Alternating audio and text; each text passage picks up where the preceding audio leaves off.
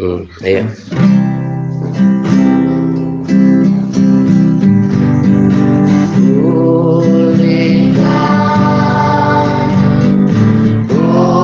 Pulihkan hatiku dengan kasih-Mu.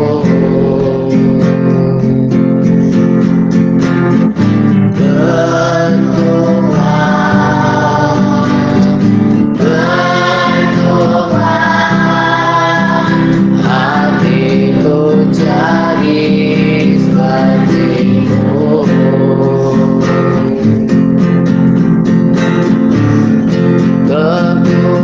Kekudusan-Mu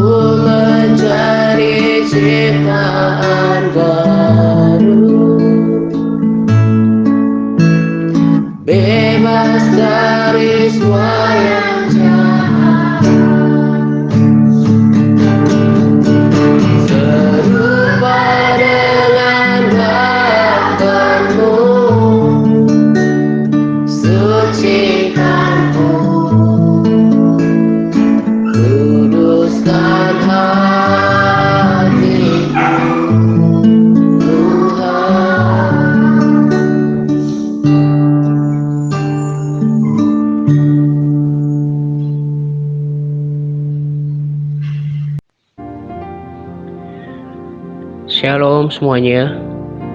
Salam sejahtera untuk kita sekalian.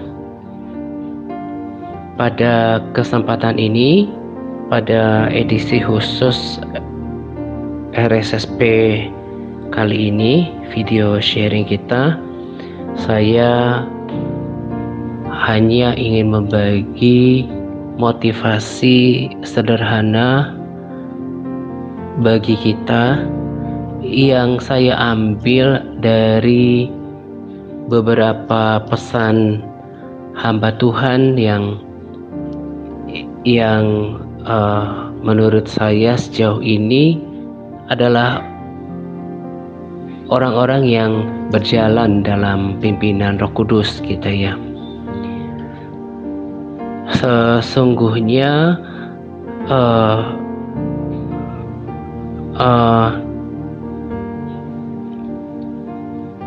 hamba Tuhan yang saya maksudkan adalah berasal dari gereja yang banyak saya rekomendasikan videonya di grup-grup WA gitu ya. Dan khotbah itu disampaikan beberapa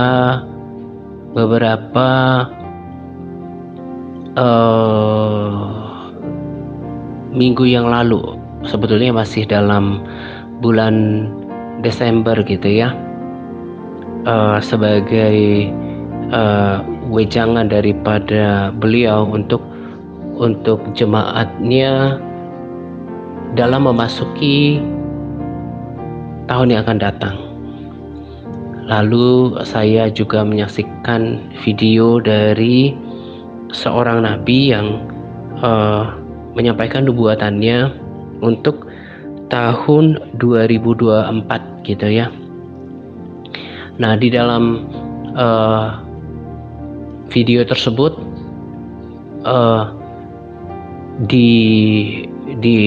disampaikan seperti kilas balik dari nubuatan beliau itu untuk tahun 2023 yang memang sangat akurat gitu ya. Lalu ada satu lagi hamba Tuhan dari Indonesia yang menyampaikan seperti penglihatannya gitu ya, bagaimana di tahun 2025 ya, itu masih 1 tahun dari 2024 tentunya ya, katanya akan ada resesi gitu ya. Nah, semua itu tidak bertentangan dengan firman Tuhan yang mengatakan bahwa hari-hari yang akan datang, hari-hari ke depan, semakin tua umur bumi, itu keadaan dunia ya, saya ulangi, keadaan dunia kan tidak semakin baik, tetapi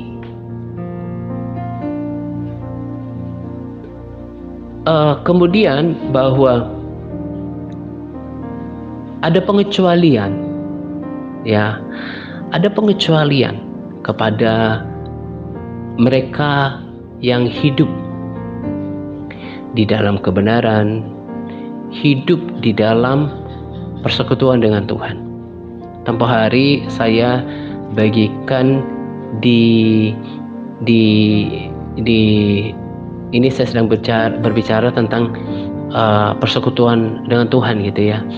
Beliau berkata bahwa pengenalan atau intimasi dengan Tuhan atau persekutuan itu, ya, pengenalan dengan Tuhan itu tidak terjalin ketika seseorang menonton konten-konten rohani gitu ya, sekalipun itu konten rohani berupa khotbah dari media sosial. Tetapi bukan berarti menyaksikan khotbah, pengajaran atau pujian penyembahan dari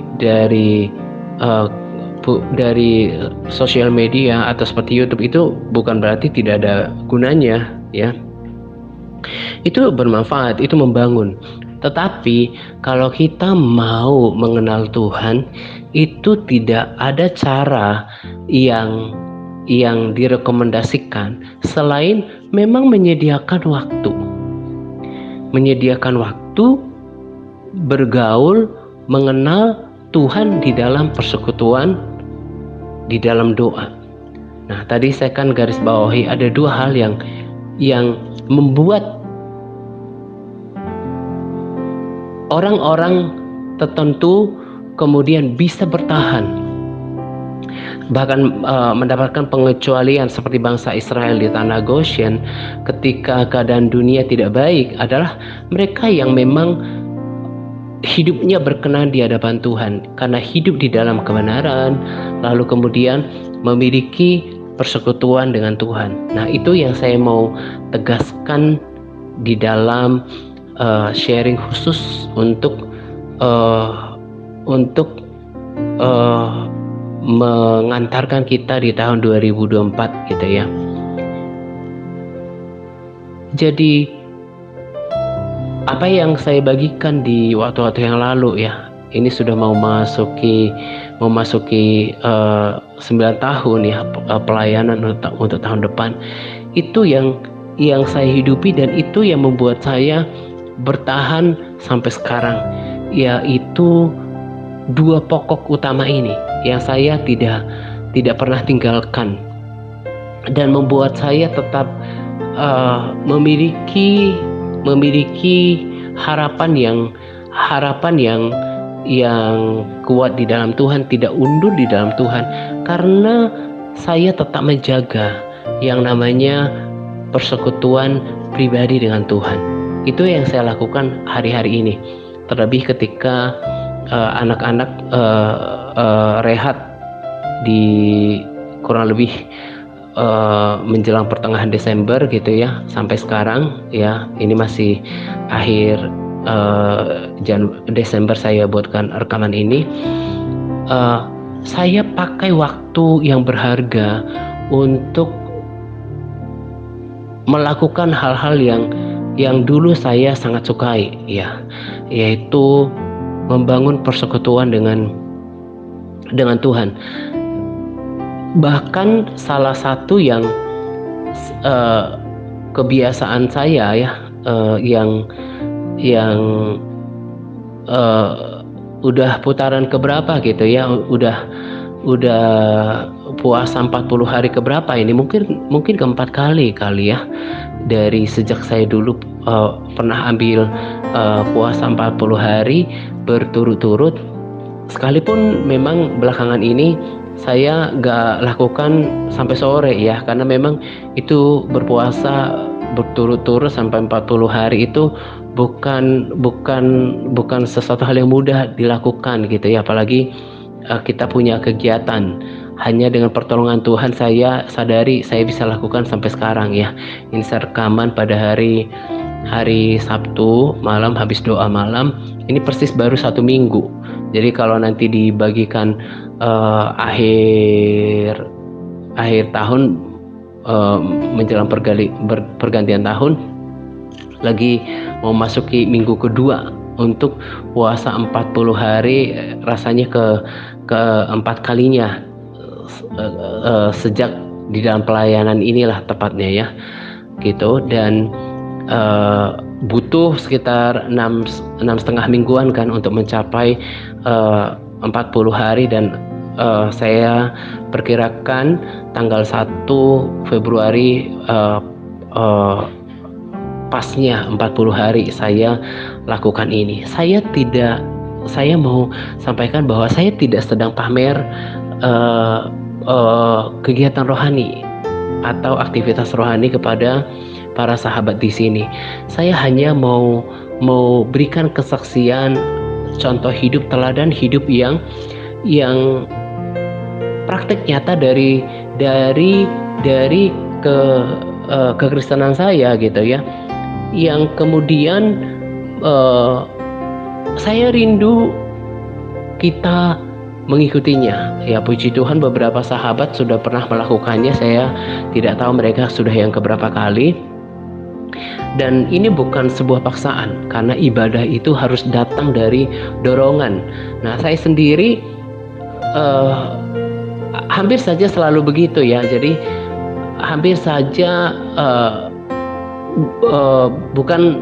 hampir semuanya bukan sebuah rencana awal gitu ya, walaupun kemudian ketika mau ambil puasa itu direncanakan kapan gitu ya, tapi awalnya itu dari dorongan hati dulu. Dan saya percaya itu adalah Roh Kudus yang kemudian menggerakkan hati saya untuk berpuasa 40 hari untuk memasuki tahun 2024, pergantian tahun. Karena saya belajar ya, nanti saya masuk ke poin kedua. Saya belajar ketika Musa ya awal pelayanannya dia berpuasa. Tentu puasa Musa berbeda dengan puasa 40 hari saya ya, karena itu betul-betul atas tuntunan Tuhan, dia nggak makan nggak minum selama 40 hari. Demikian juga dengan Yesus gitu ya. Tetapi di Alkitab itu ada makna daripada angka-angka. Jadi kalau bangsa Israel 40 hari itu biasanya dipakai untuk puasa 40 hari itu untuk melakukan pengakuan dosa. Mereka berkabung gitu ya, melakukan pemulihan dengan Tuhan. Dan saya belajar dari firman Tuhan gitu ya, bagaimana ketika Yesus menyelesaikan puasa 40 harinya, dia kemudian dicobai oleh si iblis kan, lalu kemudian setelah dia menang dengan 40 hari berpuasanya, lalu kemudian hadapin si iblis gitu ya, apa yang terjadi? Tidak kebetulan kemudian malaikat-malaikat melayani Yesus. Jadi ada kemenangan yang atau breakthrough yang kita akan dapatkan ketika kita membayar harga untuk melakukan sesuatu untuk Tuhan. Salah satunya adalah ketika kita mau membayar harga untuk 40 hari puasa dengan kemampuan kita ya. Kalau saya boleh jujur, saya rata-rata itu setengah hari, dari malam jam 8 malam gitu ya, atau jam 7. Biasanya saya sudah, kalau kegiatan tidak begitu sibuk, saya udah selesai jam 7 sampai kemudian besok siangnya gitu ya. Tengah hari atau lewat tengah hari. Begitu saya lakukan, tapi memang saya lakukan dengan niat yang tulus ya, dengan kesungguhan saya gitu, bahkan demi kemenangan rohani gitu ya, demi kemenangan rohani yang saya inginkan untuk tahun 2024. Saya skip olahraga gitu ya, karena saya juga sebetulnya pengen tetap hidup punya berat badan yang ideal, terutama hidup sehat gitu ya. Nah, saya belajar ketika 40 hari. Jadi 40 itu memiliki makna sakral di dalam firman Tuhan gitu ya. 40 hari puasa, kemudian 40 hari kemudian Yesus sebelum naik ke surga dia menampakkan diri kan. Lalu kemudian yang tadi saya katakan Musa, kemudian bangsa Israel melakukan puasa 40 hari, itu ada makna-maknanya. Ketika kita ambil komitmen untuk melakukannya, bayar harga, itu pasti ada berkat khusus, ada berkat rohani, ada breakthrough yang Tuhan berikan sebagai bentuk penghargaan gitu ya. Itu yang saya dapatkan, itu yang saya inginkan gitu. Nah, saya percaya bahwa sampai sejauh ini saya tetap bersemangat di dalam Tuhan. Itu adalah salah satu bagiannya adalah komitmen diri saya untuk bayar harga. Sebetulnya gak sempurna amat sih ya, kayak hari ini ada kalanya saya setengah jam sebelum doa puasa, karena saya pengen doa puasa sungguh-sungguh, tapi kadang terlalu mungkin ada kesibukan, lemah gitu ya, saya minum kopi dulu gitu ya, tapi saya tetap lakukan doa-doa puasa, doa-doa yang sungguh-sungguh kepada Tuhan, membangun persekutuan apapun kondisinya. Saya tetap mengangkat pujian, menyembah, bermazmur, bersorak kepada Tuhan. Dan saya jadi hari pertama, hari kedua gitu ya, selalu saya dapatkan konfirmasi bahwa ini memang dorongan dari Roh Kudus. Misalnya saya rasakan surga gitu ya, saya rasakan hadirat Tuhan yang begitu melimpah-limpah setiap hari ya, ketika berpuasa, setelah doa puasa gitu ya, saya terus berbahasa roh, kemudian mendengarkan pujian penyembahan, memperkatakan firman, dan itu yang menghidupkan kerohanian saya. Itu yang membuat saya tetap kuat di dalam roh. Nah, jadi tujuan kesaksian saya ini adalah karena ingin memotivasi, bukan memaksakan. Karena tadi saya katakan ada bagian kita untuk menunjukkan kesungguhan kalau kita mau mengalami breakthrough, supaya kemudian seperti kerinduan saya gitu ya, saya nggak mau Tuhan lemah di dalam pertandingan iman saya gitu ya. Ini juga saya baca ya di malam hari tadi sebelum doa tentang penjelasan lalang dan gandum gitu ya.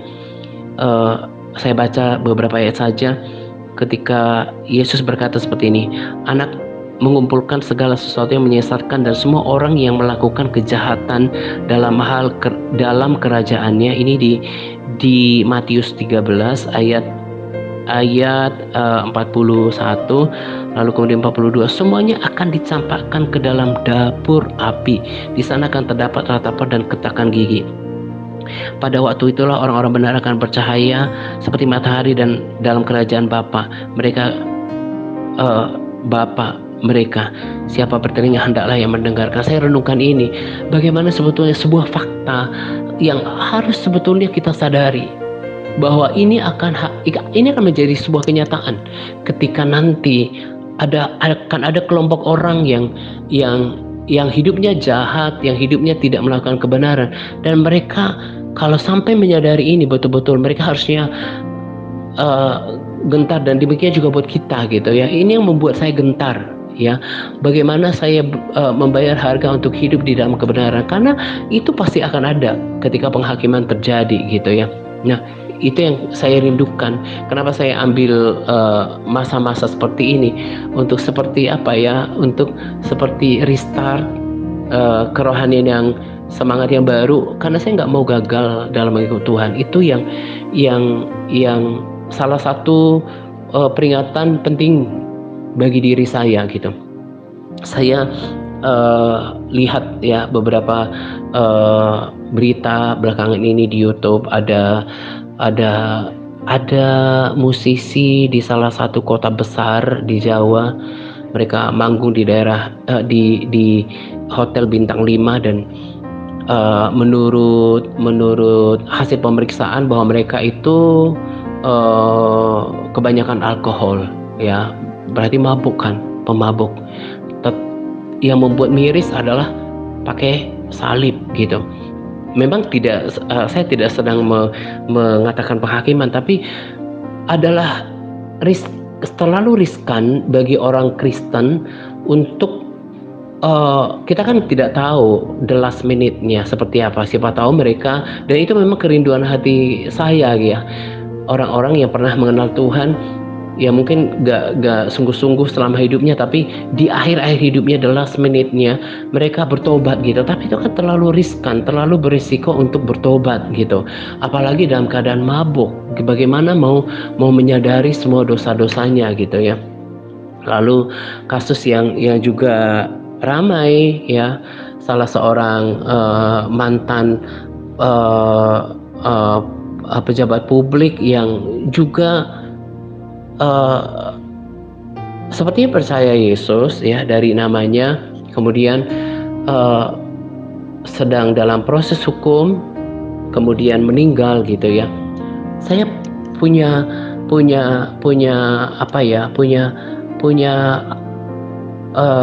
walaupun nggak kenal gitu ya, tapi punya harapan, punya kerinduan, kiranya di tempat di tempat ya katakanlah seperti tempat pengasingan itu, beliau itu betul-betul menyadari tentang Tuhan lah, bukan karena belum ada kekuatan hukum yang menetapkan tentang keberadaan beliau ya kan, dengan kasus hukum yang terkait. Tetapi maksud saya adalah bahwa ya biasanya ketika sebuah kasus naik ke dalam penyelidikan ya, penyidikan, lalu kemudian persidangan, itu biasanya sudah cukup bukti yang kuat ya. Tetapi sekali lagi saya katakan belum ada kekuatan hukum yang menentukan gitu ya, dan saya sedang tidak masuk pada kasus itu sebetulnya. Saya hanya sedang katakan bahwa bagaimana kita ini kalau kita tidak betul-betul memiliki persekutuan dengan Tuhan, ya, sekalipun kita Kristen, itu sangat riskan keselamatan jiwa kita. Dan itu tadi saya katakan dan saya ulangi, itu kenapa saya ambil masa-masa seperti ini. Sebetulnya tujuan utamanya bukan untuk pelayanan, tapi bagaimana saya tetap memiliki persekutuan dengan Tuhan. Ada lagi yang juga memprihatinkan, seorang seniman. Dulu dia memang non-Kristen, kemudian beberapa waktu yang lalu menerima Yesus sebagai Tuhan, udah bersaksi kemana-mana. Terus belakangan ini saya lihat nikah lagi dengan orang yang tidak seiman. Ya, saya juga baca di firman Tuhan belakangan ini bahwa tentang penabur, ada benih yang jatuh di pinggir jalan, kemudian artinya orang itu nggak ngerti firman Tuhan lalu si jahat mencurinya. Lalu ada juga di tanah yang berbatu, di tanah semak duri gitu ya. Yang berbatu ini ketika mendengarkan firman Tuhan, senang sekali, cepat bergembira, tapi tidak berakar karena kekhawatiran dunia atau penganiayaan. Lalu kemudian juga yang di semak duri juga tidak bertahan lama. Itu hal-hal yang mengerikan. Dan kembali kepada pokok pesan saya adalah, menurut saya salah satu akar atau penyebab daripada kenapa terjadi kehidupan yang menyimpang dari kebenaran itu karena tidak dibangunnya persekutuan pribadi dengan Tuhan. Karena ketika kita bersekutu dengan Tuhan, kita semakin peka terhadap hati Tuhan. Kita jadinya ada pergaulan, ada persahabatan dengan Tuhan yang membuat kita enggan untuk hidup di luar dari kebenaran. Ya, itu yang saya lakukan hari-hari ini. Saya membangun persekutuan saya dengan Tuhan. Saya mencari Tuhan sungguh-sungguh. Ya, tempoh hari kan saya sudah bagikan tentang kisah para raja-raja. Ya, para raja di Dua Tawarikh tepatnya ya. Nah, kalau pengen baca ya silahkan, tapi kurang lebihnya dua raja yang saya sudah jadikan sharing itu sudah cukup mewakili bagaimana ketika seseorang bertekad untuk mencari Tuhan dan Tuhan berkenan untuk ditemui. Nah, itu yang perlu kita lakukan. Sekalipun ada nubuatan bagaimana tahun 2024 itu akan terjadi kekacauan, bahkan nanti kemudian tahun 2005 atau resesi, yang jelas firman Tuhan adalah ya dan amin, yang mengatakan bahwa hari yang akan datang tidak akan semakin baik.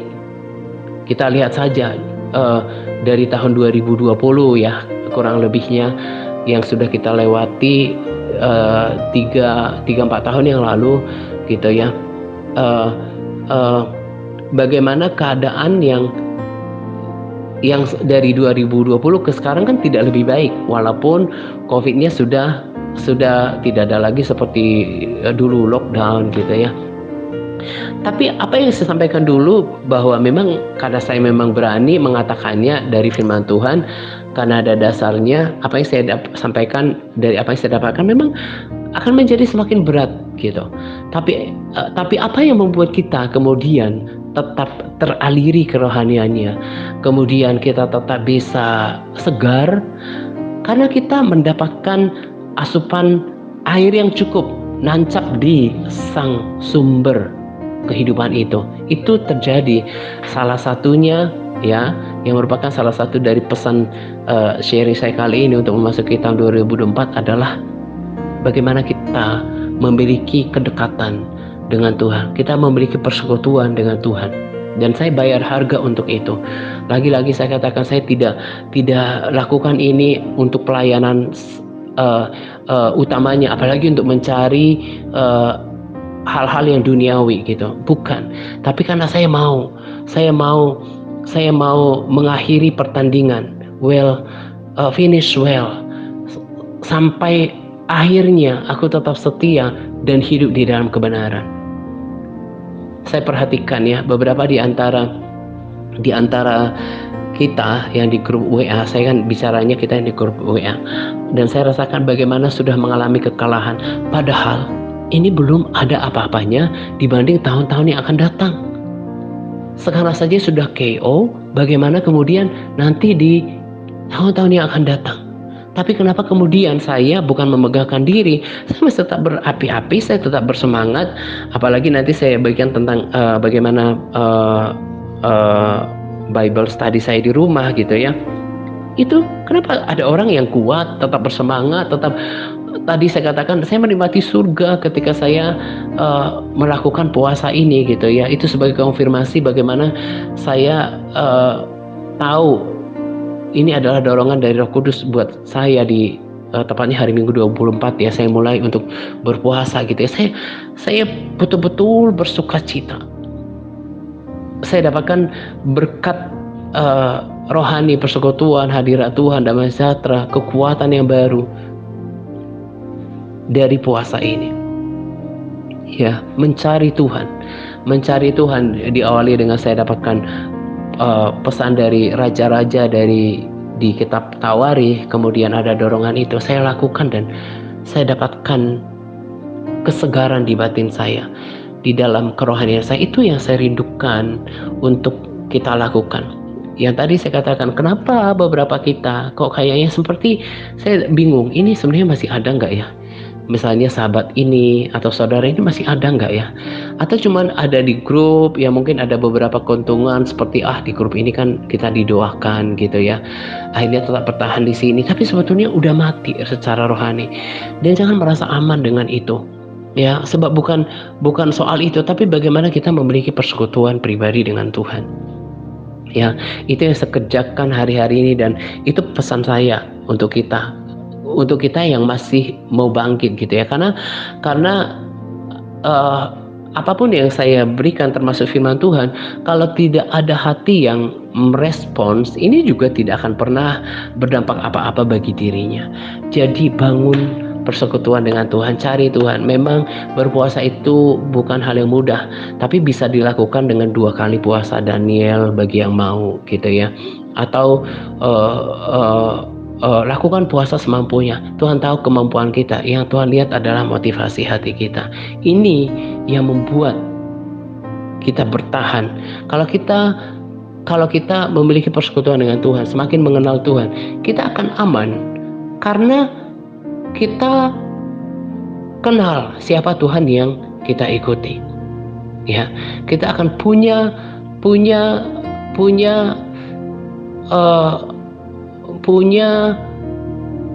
paradigma yang berbeda dari orang-orang dunia terhadap kenyataan apapun di 2024, karena kita tahu kita berjalan dengan Tuhan gitu ya. Jadi bangkit. Kalau mau puasa, saya akan bersukacita untuk mendengarkannya gitu ya, tapi paling tidak tingkatkan intensitas persekutuannya dengan Tuhan. Cari Tuhan. Saya kayak gitu, berseru-seru kepada Tuhan, bersorak-sorai, dan Tuhan itu setia. Ketika kita sungguh-sungguh mencari, memuji Dia, kita akan ketemu hadiratnya gitu ya. Dan kalau mau bertahan di tahun-tahun yang lebih sukar daripada tahun 2023, 2 hal ini yang diperlukan. Yang tadi saya katakan persekutuan, lalu yang kedua adalah firman Tuhan. Nah, Nabi ini juga berkata bahwa bagaimana kita bisa tetap kuat adalah firman Tuhan. Juga senior pastor dari gereja yang saya rekomendasikan videonya di kita juga mengatakan hal yang sama. Firman. Makanya saya sering berbagi tentang topik-topik atau tema atau pesan tentang firman Tuhan di akun pribadi saya, termasuk di sharing. Karena itu saya alami gitu. Ketika sekarang, saya bercerita. Jadi saya juga terdorong untuk belajar Alkitab lebih lagi. Jadi dulu saya punya Alkitab edisi studi ya. Ini tebal. Nah, jadi kalau misalnya ini Alkitab biasa, nggak Alkitab studi, ini pasti tulisannya gede-gede gitu ya, besar-besar. Tapi karena di sini ada penjelasan-penjelasan dan itu cukup sederhana, sangat membantu. Saya merasa ketika membacanya saya dapat pengetahuan baru gitu ya. Nah, saya baca gitu di dalam dalam keadaan yang tidak begitu sibuk sekarang, saya taruh ini di meja makan, sebentar pagi, siang, sore, malam saya baca, saya terus mengupgrade cara saya merenungkan firman ya. Merenungkan firman itu artinya memikirkan berulang-ulang, bertanya, memikirkan kenapa ya ini, dan maksudnya apa, dan kita akan semakin dalam memahami firman Tuhan, dan itu akan menyegarkan jiwa kita. Firman itu udah biasa, itu fungsinya adalah membangkitkan iman.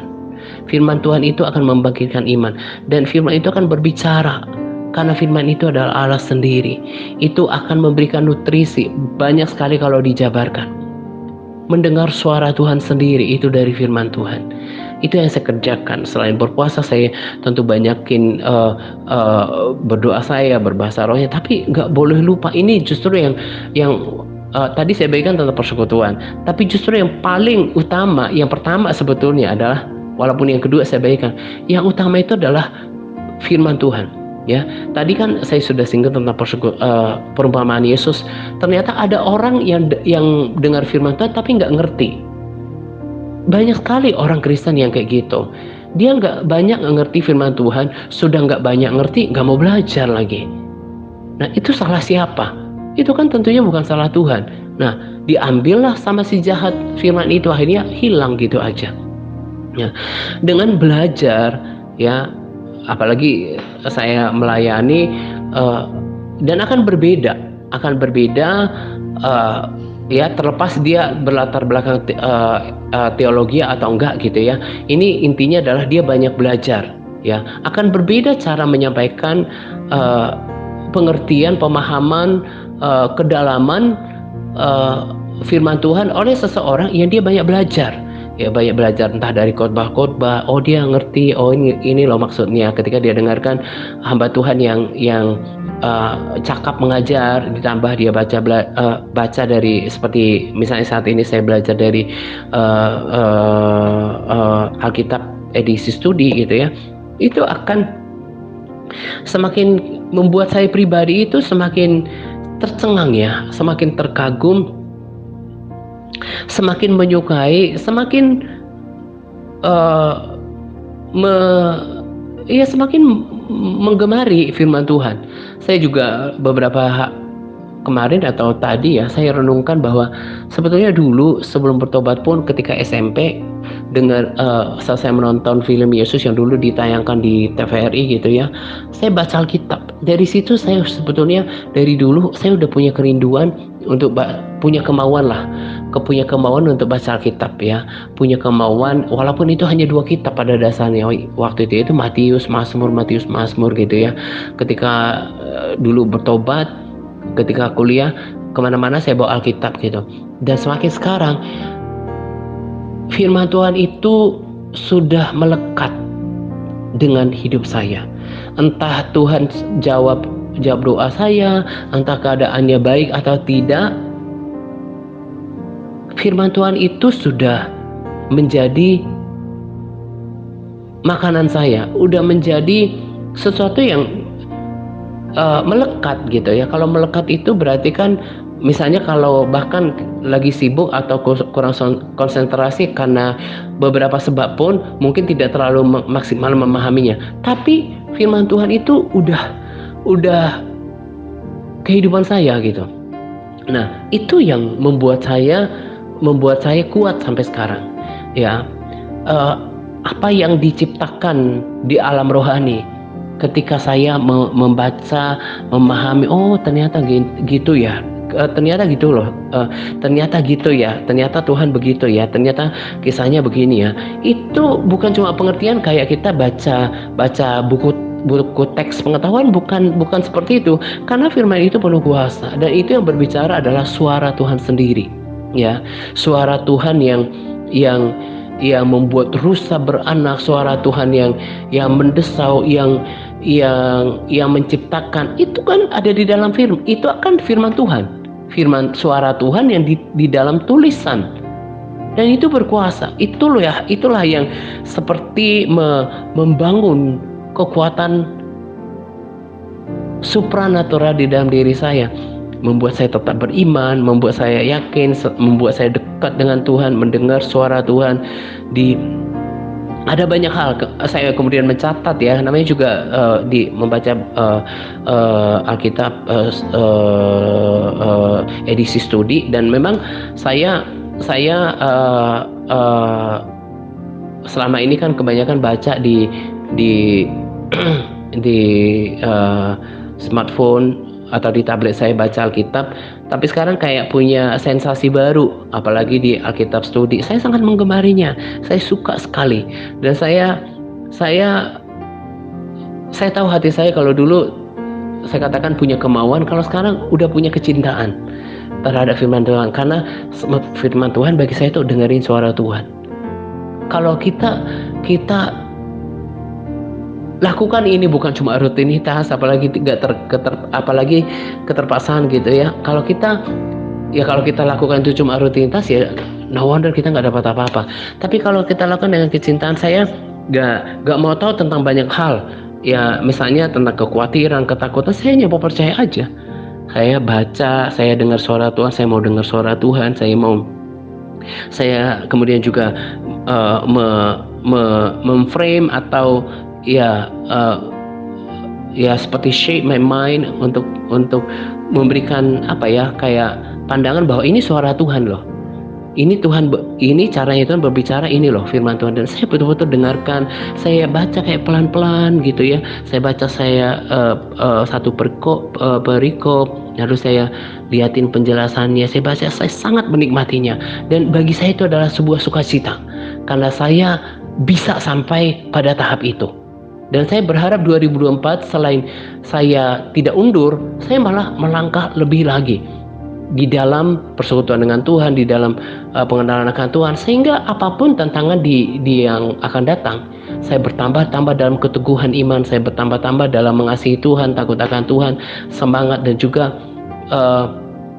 di dalam iman.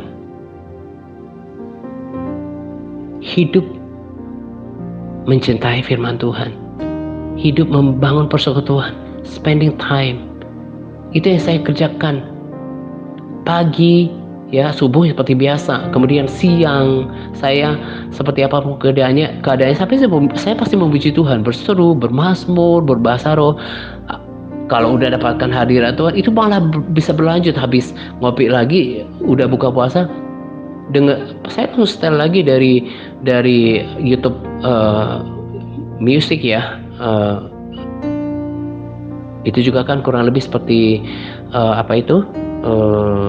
aplikasi yang kemarin itu, ya itulah, itu mendengarkan pujian penyembahan, saya pasang, ada khotbah juga, kadang-kadang juga mendengarkan kesaksian surga dan neraka gitu ya. Saya walaupun belum 100% ngerti bahasa Inggrisnya, tapi paling tidak saya bisa tangkap artinya. Saya juga dengarkan itu betul-betul mengontrol isi hati dan pikiran saya.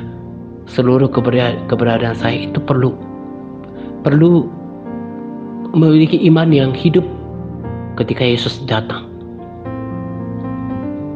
Dan setiap kali saya katakan tadi ya, aduh saya rasakan surga deh.